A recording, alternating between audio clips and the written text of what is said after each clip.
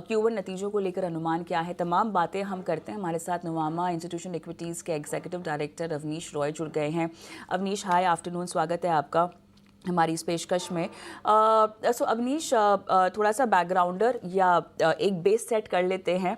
Overall in terms of positive triggers इस पूरे sector के लिए फॉर नेक्स्ट 6 मंथ्स आप क्या देख रहे हैं?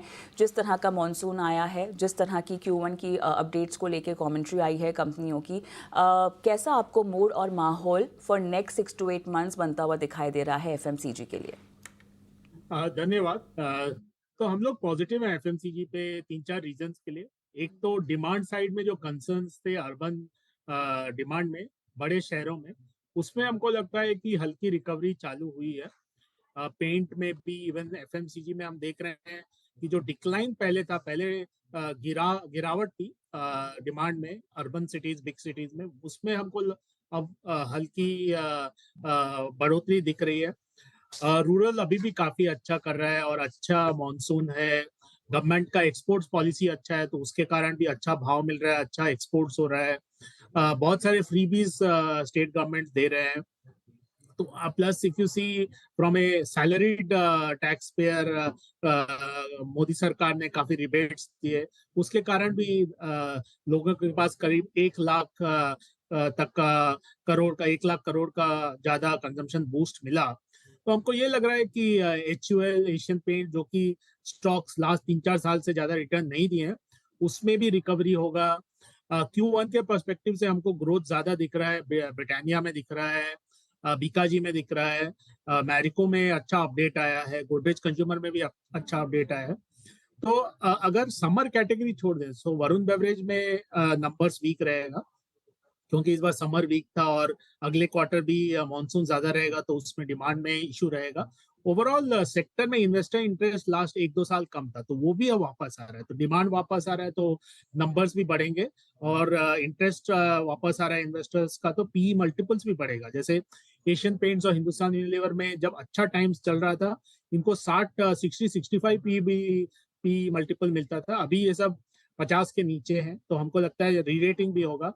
रॉ मटेरियल साइड पे भी ज्यादा कुछ कंसर्न नहीं है, क्योंकि पाम ऑयल काफी उसमें गिरावट आई है, सरकार ने भी उसमें इंपोर्ट ड्यूटी कट किया है, क्रूड ऑयल में भी करेक्शन है। तो ओवरऑल सेक्टर में हमको लगता है कि demand worst is behind and margin में तो वैसे भी कोई खास प्रॉब्लम नहीं है, एक्सेप्ट 1 और 2, जैसे अभी भी कोपरा बहुत हाई है, तो उसमें हल्का इशू है। टी अभी भी ज्यादा है। तो चाय और कोकोनट अगर छोड़ दे तो बाकी सब रॉ मटेरियल में थिंग्स आर इन कंट्रोल। तो इसलिए हमको अच्छा लग रहा है कि FMCG stocks will come back next 6 months, 1 year, इसमें अच्छा पैसा बनेगा।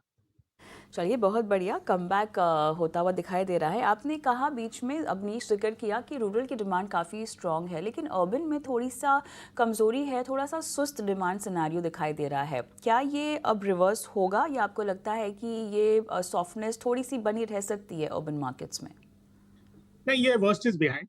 3 क्वार्टर अर्बन में स्लो डाउन ऑलरेडी हो चुका है। डाबर ने अपने अपडेट में एकदम सामने से बताया कि अर्बन में रिकवरी चालू हो गया है। डाबर के केस में ओवरऑल नंबर थोड़ा वीक है, only because of summer category. उनका 2 समर प्रोडक्ट है, अपना फ्रूट जूस और ग्लूकोज। उसको छोड़ दें तो बाकी सब कैटेगरी में उनका अच्छा ग्रोथ है, और उन्होंने कॉल आउट किया है। इवन गोदरेज कंज्यूमर का 5% वॉल्यूम ग्रोथ आ रहा है, मैरिको का 8 से 9% वॉल्यूम ग्रोथ आ रहा है, यूनिलीवर में भी हमको एक्सपेक्टेशन है कि सेल्स ग्रोथ 4 to 5% रहेगा। तो ये सब urban slow down worst is behind के कारण हो रहा है। अगर अर्बन स्लो डाउन रहता तो फिर इतना ग्रोथ नहीं आता। तो वर्स्ट इज बिहाइंड। रूरल में तो ग्रोथ काफी अच्छा है। रूरल में हमको लगता है ज्यादातर कंपनी, ज्यादातर कैटेगरी एफएमसीजी में हो रहा है। और एक पॉइंट इसमें यह कि इन्वेस्टर्स ने QSR, एपरल, रिटेल स्टॉक्स में लास्ट 1-2 साल पैसा बनाया है।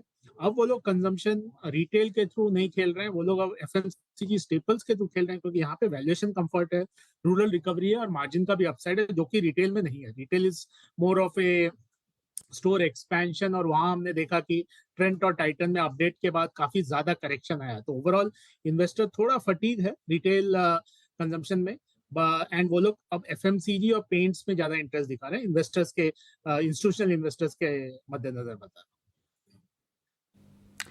और राइट अवनीश, मेरे ख्याल से आपने काफ़ी हद तक ये स्थापित कर दिया है दर्शकों के जहन में रणनीति के लिहाज से। अगर वो एफएमसीजी में कुछ करना चाहते हैं तो काउंटर्स आपने बताया जहां पर फेवरेबल फैक्टर्स दिखाई दे रहे हैं और आने वाले समय के लिए 6 से 8 महीनों के लिए रणनीति बनाई जा सकती है। अवनीश, आपका बहुत बहुत धन्यवाद, आपने समय दिया और एफएमसीजी क्षेत्र पर अपनी राय जो है हमारे सामने रखी। Thank you. चलिए मानस के